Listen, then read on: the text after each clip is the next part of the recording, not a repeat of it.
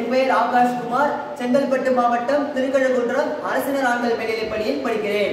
இப்பொழுது நாம் மனித அண்ட செல்லின் அமைப்பு பற்றி காண்போம்.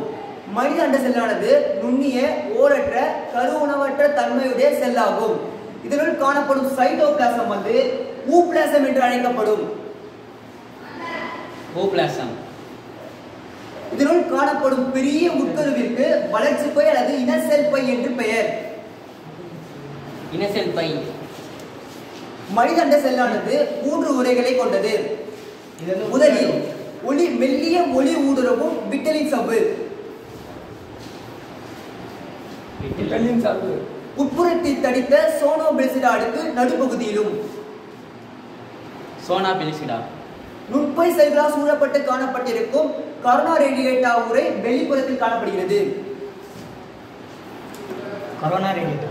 சோனோபெலிசிடாவுக்கும் விட்டலின் சவ்வுக்கும் இடையில் காணப்படும் குறுகிய அமைப்பிற்கு விட்டலின் புற இடைவெளி என்று பெயர். நன்றி.